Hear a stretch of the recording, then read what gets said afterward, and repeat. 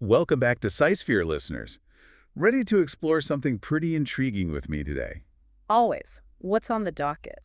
Let's dive deep into the world of Bayesian statistics. Sounds fascinating. I'm ready when you are. Okay, so imagine this. You're a doctor, and a patient's test results just came back positive for a rare disease. Oh, that sounds serious.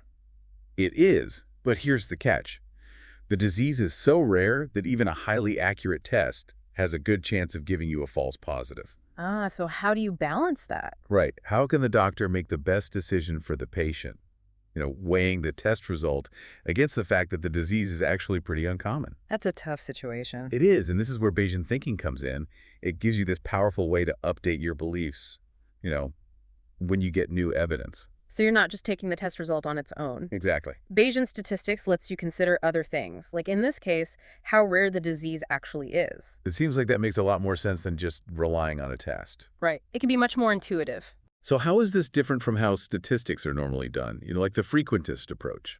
Well, the frequentist approach is all about looking at things over the long haul. It's about the frequency of events. Okay. Think of a coin toss.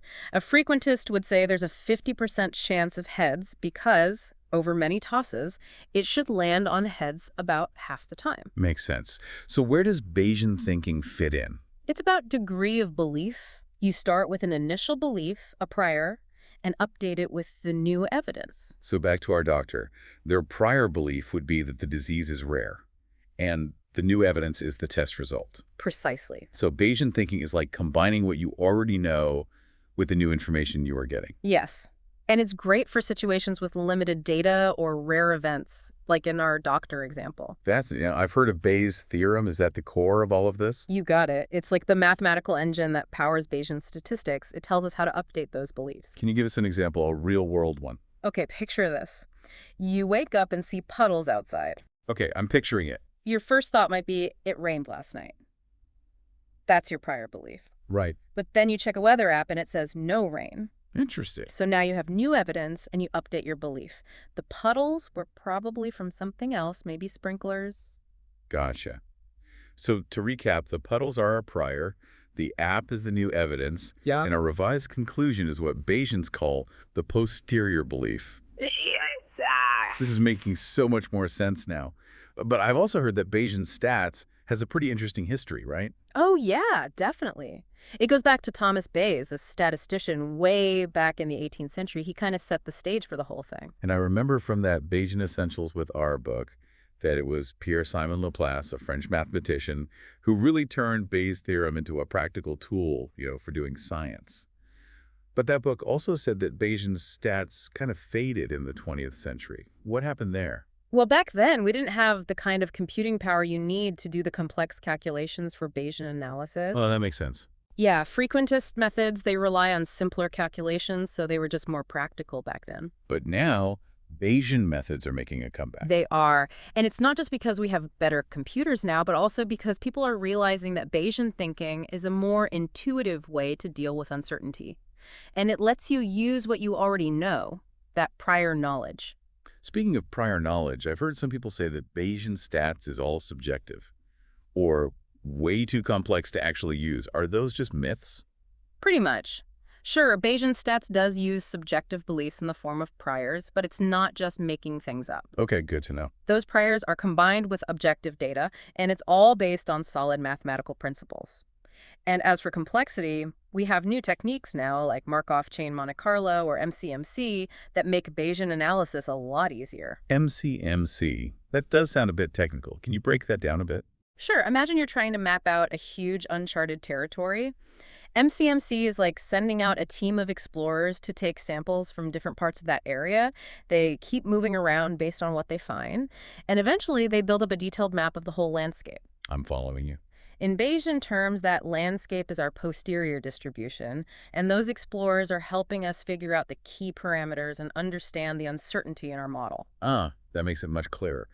So we've talked about priors and posteriors, but what about likelihood and model evidence? How do those fit into the picture? Let's go back to our doctor. Right. The prior is their initial belief about the chance of the disease. based on things like the patient's symptoms and medical history. Right. The likelihood is how well the test results actually fit with the idea that the patient has the disease.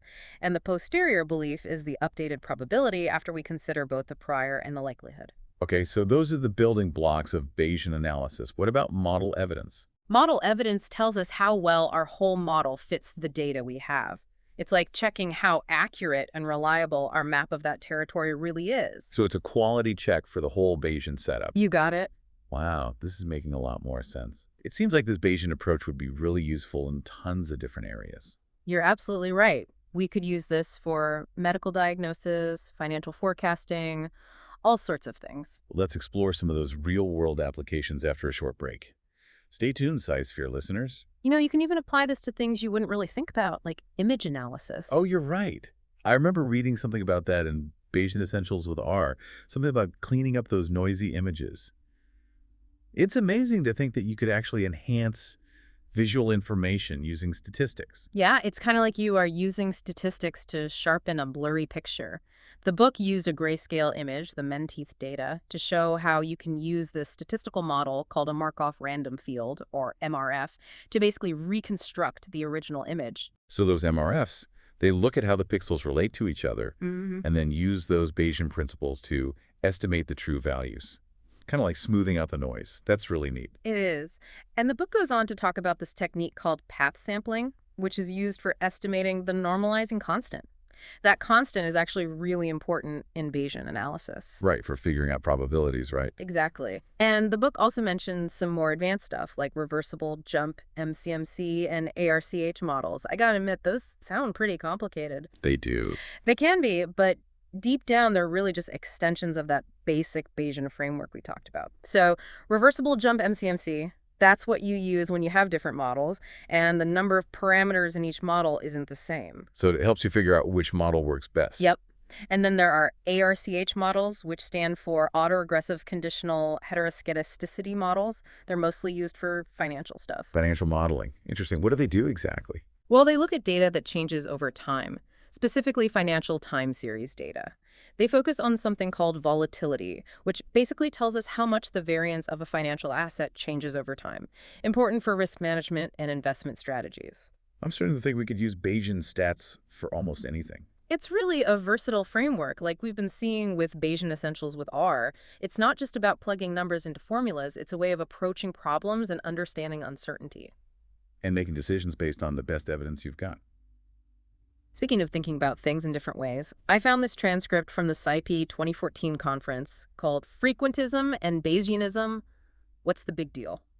It seems to really dig into the debate between those two approaches. Oh yeah, that talk by Jake Vanderplas, it's a good one.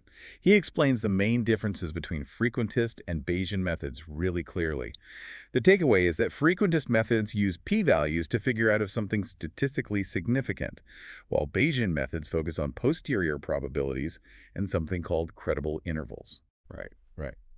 And that talk highlighted the problems with p-values, especially when you're doing multiple hypothesis testing, which, happens all the time in research. Exactly. Bayesian methods, they're more robust when it comes to comparing lots of hypotheses because they factor in prior probabilities. They don't need those significance thresholds, which can be kind of arbitrary.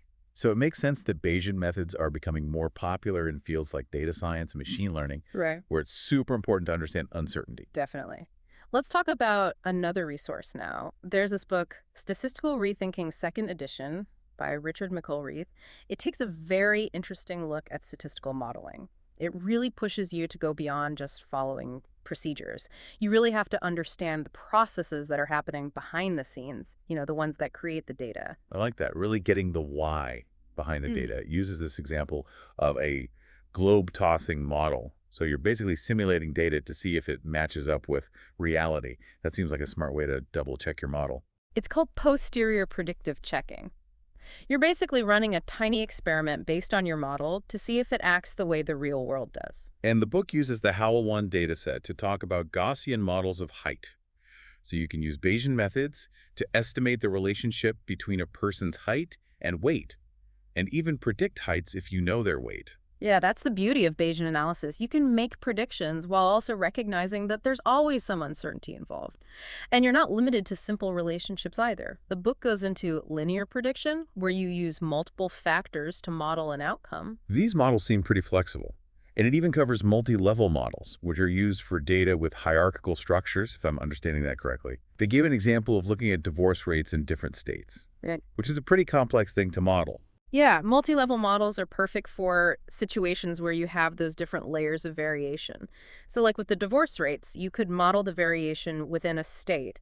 Maybe the differences between urban and rural areas, but also the variations between different states, maybe because they have different laws. It's definitely helpful for understanding these complex social issues.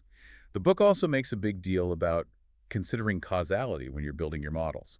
Seems pretty important if you want to get things right. It is, and the book introduces something called directed acyclic graphs, or DAGs, which are a way to visualize those causal relationships that can really help you think through how those different factors might be influencing each other. I like that, a way to make sure you don't jump to conclusions. Right, and statistical rethinking covers a ton of other stuff.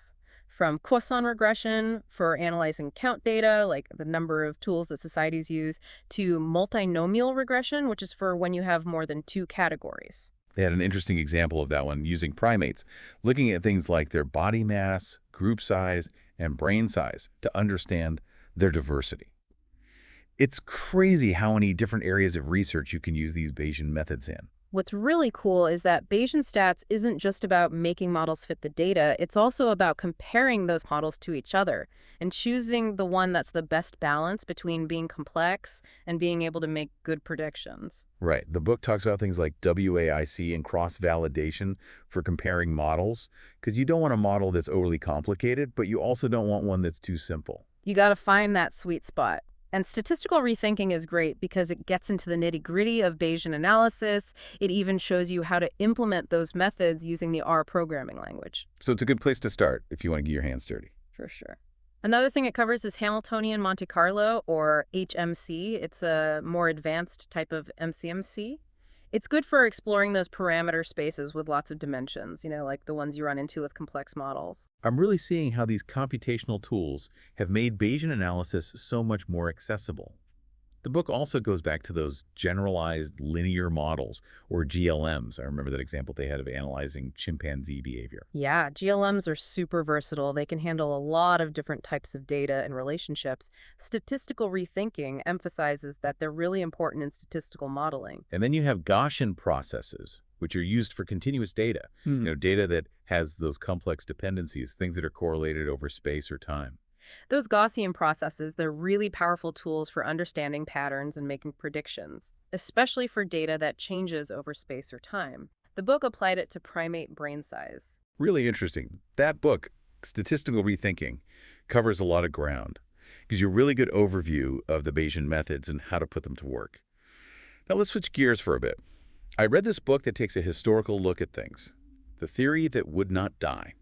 How Bayes' rule cracked the Enigma code, hunted down Russian submarines, and emerged triumphant from 2 centuries of controversy, by Sharon Birch McGrain. Oh, that one is a really engaging read. It tells this amazing story about how Bayesian methods, even though people were skeptical about them and sometimes even ignored them altogether, they always managed to prove how useful they were. It really shows you how powerful this Bayesian thinking can be. It does. So it starts by introducing you to Thomas Bayes himself, talking about how his work laid the foundation for Bayes' theorem. And then it moves on to how Pierre-Simon Laplace, he actually rediscovered Bayes' theorem independently and took it even further. And the book does a good job explaining why those Bayesian methods lost popularity in the early 20th century. Like we said before, computers back then just weren't up to the task. Those frequentist methods, the ones that were simpler to calculate, they became more widely used. But Bayesian methods never really disappeared completely, right? Not really. They stuck around in certain fields, things like insurance and engineering, because in those areas it was super important to be able to incorporate prior knowledge. Right. And then the book gets to this really exciting part. It talks about how Bayesian methods were actually used to crack the Enigma code during World War II. That's pretty incredible. It is. Alan Turing, the mathematician, he recognized how powerful Bayes' theorem could be, especially for figuring out those encrypted German military messages. Wow, so Bayesian stats helped change the course of history. And the book also mentions how they were used to find lost Russian submarines during the Cold War, right? Yeah. John Craven, a scientist with the U.S. Navy, he used Bayesian analysis to combine all these different sources of information, like sonar readings, and was able to actually pinpoint the location of those submarines. So cool. These stories really show you how flexible and valuable this kind of Bayesian thinking can be, especially when the stakes are high. They do. And now, with all the progress in computing and those new algorithms like MCMC, Bayesian methods are back in a big way. It's almost like Bayes' theorem was way ahead of its time, and now we finally have the tools to really unlock its potential. I like that. The book also goes into some really specific cases that show how this Bayesian thinking has been used in different fields. It talks about Arthur Bailey, an actuary. He used Bayesian methods to kind of revolutionize the insurance industry, came up with better ways to calculate those insurance premiums. It's called credibility theory. It's a great example of how using Bayesian methods to incorporate prior knowledge can get you more accurate results, and in turn, you can make better decisions. And then there's Jerome Cornfield, a biostatistician who used Bayesian methods to defend the idea that there's a link between smoking and lung cancer, which is a really controversial issue back then. Cornfield's work shows how useful Bayesian analysis is for weighing evidence, especially when you're dealing with really complex and touchy subjects. It seems like the uses for Bayesian methods are just endless. The theory that would not die also talks about using it to analyze data from the Framingham Heart Study, that long-term study that's been tracking health in Framingham, Massachusetts for something like 70 years. Oh, and it also mentions how Bayesian methods have been used to study historical texts and even figure out who wrote stuff like the Federalist Papers. Those examples really showcase just how versatile these Bayesian statistics are. From public health to history, you can apply it to all sorts of things. The book also names some big names who helped develop Bayesian statistics, people like I.J. Good, who worked with Alan Turing at Bletchley Park, and Dennis Lindley, who was a key player in that Bayesian revival. It's fascinating to trace how the work of all these people contributed to the growth of this whole field. Okay, let's focus on a more recent study now. There's this research article using Bayesian methods to augment the interpretation of clinical trial data, published in 2021 by Zampieri and others. That article talks about how Bayesian methods are being used more and more to analyze data from those clinical trials, which seems super important in those critical care situations where doctors have to make decisions quickly, even when they don't have all the information. Exactly. The article says that it's crucial to incorporate prior knowledge, from other studies or from experts, especially when you are analyzing data from those clinical trials. It's even more important when you are dealing with critical care where there are always new treatments being developed. And the article goes on to explain how Bayesian methods have been used to look at data from past clinical trials, things like the EOLIA trial, which looked at how effective a treatment called extracorporeal membrane oxygenation was for patients with severe acute respiratory distress syndrome. And then there's the Andromeda shock trial, which studied a new treatment for septic shock. Right, and these reanalyses show how useful Bayesian methods can be. They give you a more complete and informative understanding of the data, even when you only have small samples or are looking at rare events. It's interesting how Bayesian methods can sometimes give you a totally different perspective on existing data. Could lead to new discoveries. Yeah. The article also mentions the challenges of using Bayesian methods in clinical trials, things like choosing the right prior distributions and figuring out what those posterior probabilities actually mean. Yeah, those are definitely important points. Choosing the right prior distribution can really influence the outcome. You have to carefully consider the evidence you have and listen to the experts. And to understand those posterior probabilities, you have to be really clear on what they actually represent. It sounds like there's a lot to think about when you're using these Bayesian methods, but the potential benefits, especially in those critical care situations, make it worth looking into. Totally agree. The article shows how Bayesian methods are being recognized as a powerful tool in medical research. They can help us make more informed decisions about treatment options and ultimately improve patient care. We've covered a lot in our Bayesian journey. From the history of Bayesian statistics to all the different ways we can use them today, it's clear that Bayesian thinking gives us this incredibly powerful and flexible way to handle data and uncertainty. We've seen how it can be used to solve all kinds of problems, from cracking codes to predicting financial markets, and even to improving those medical treatments. But before we wrap up, let's go over some key takeaways for our listeners. What are the most important things to remember about Bayesian statistics? I think one of the key things to remember is that it's super important to use what you already know, your prior knowledge, in your statistical analysis.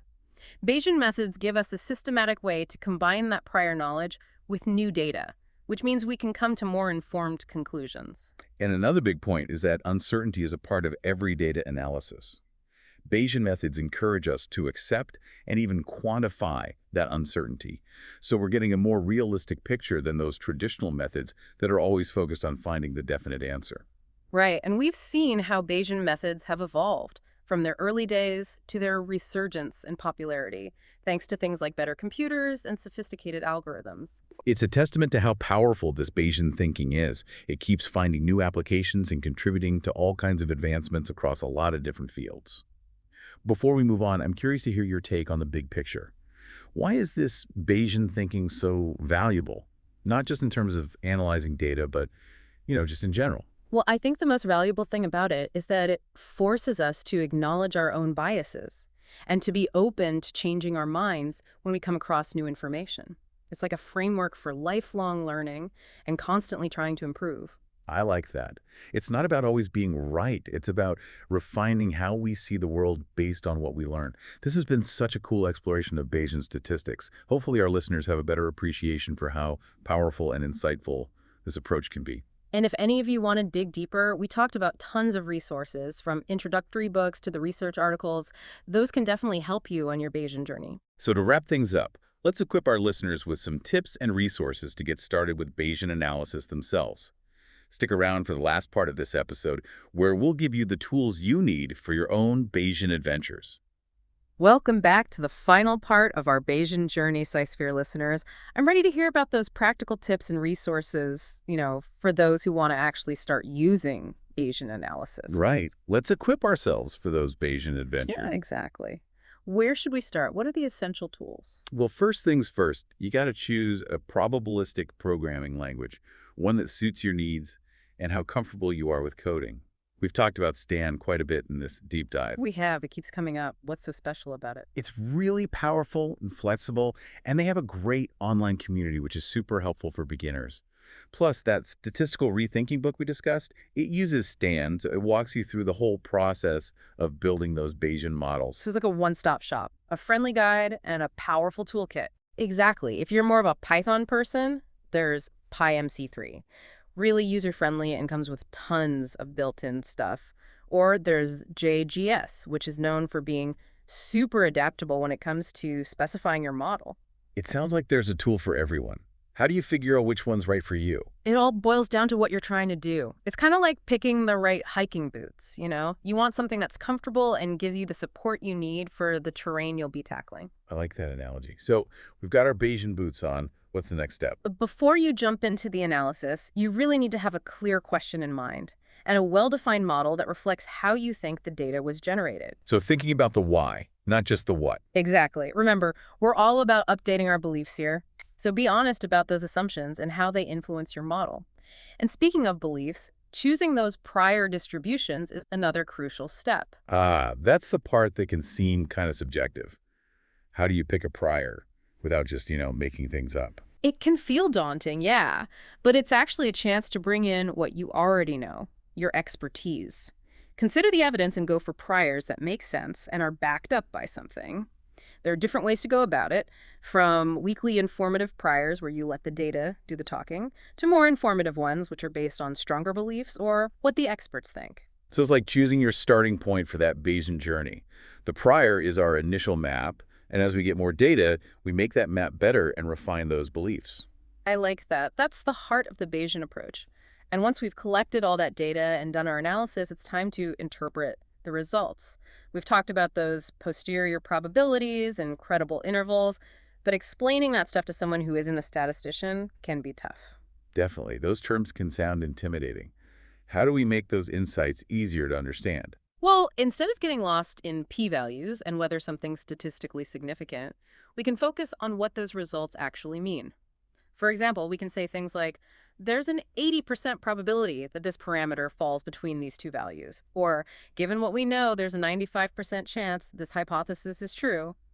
And we can use visuals, things like those density plots and credible intervals, that can help people see the uncertainty and the range of values that are actually plausible. So it's about using these Bayesian methods to tell a good story, a data story, and you're giving people a more realistic picture than you would with just a traditional hypothesis test. Absolutely. As we wrap up our Bayesian adventure, I want to emphasize that Bayesian thinking gives you a powerful and flexible way to deal with data and uncertainty. It's about being upfront about what you're assuming, accepting that what you know is subjective, and always being ready to adjust your beliefs as you get more evidence. It's like lifelong learning, Hmm. always tweaking what you understand based on what you're discovering. And as we've seen, there's so many different areas where these Bayesian methods can be applied. Absolutely. They help us make better decisions, understand the world better, and tackle those really complex problems in a much smarter way. This has been an incredible exploration. Thanks for joining us on this Bayesian deep dive. Uh-huh. Hopefully you feel inspired to start your own Bayesian adventures, SciSphere listeners. Remember, keep exploring. There's always something new to discover in the world of science and technology. Until next time.